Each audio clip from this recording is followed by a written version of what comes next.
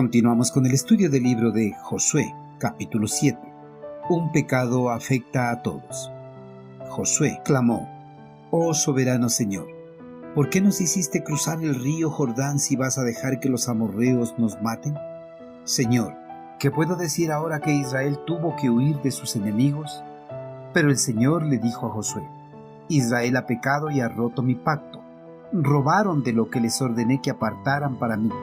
Y no solo robaron, sino que además mintieron y escondieron los objetos robados entre sus pertenencias.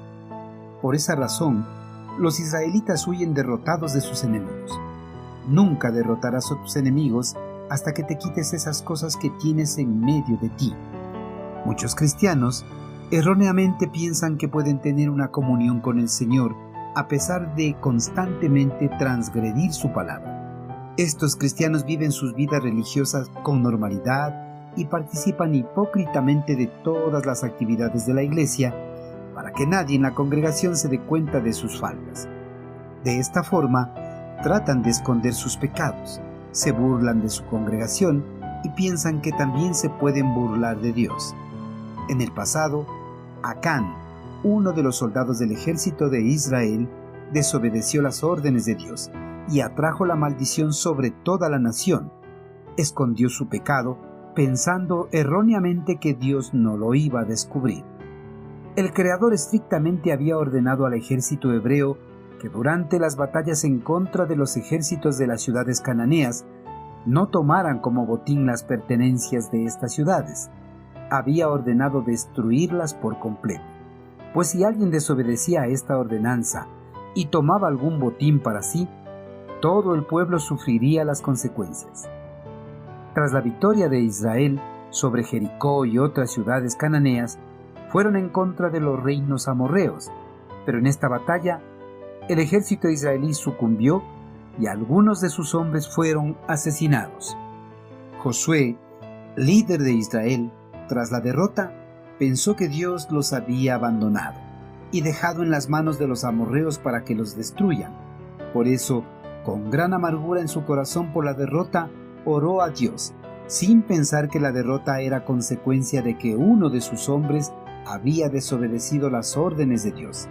Ante la oración de Josué, Dios reveló que Israel había pecado.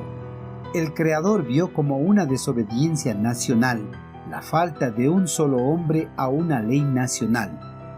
Dios exigía que toda la nación se comprometiera a la tarea que había prometido cumplir: conquistar la tierra. Por eso, cuando una persona falló, todos fallaron. Si el pecado de un soldado no hubiera sido castigado, se habría desatado un saqueo ilimitado. La nación, como entidad colectiva, tenía que prevenir esa desobediencia. Los amorreos no eran más fuertes que Israel. La razón de su victoria era que Israel estaba debilitado porque el pecado había entrado en el campamento. La tolerancia del pecado dentro de una familia o congregación no solo afecta a la persona que peca, sino que trae consecuencias sobre todas las personas que están a su alrededor. Pues Dios es un Dios santo y no derramará sus bendiciones sobre los que toleran el pecado. Más bien, Él derramará su castigo por no haber denunciado el pecado.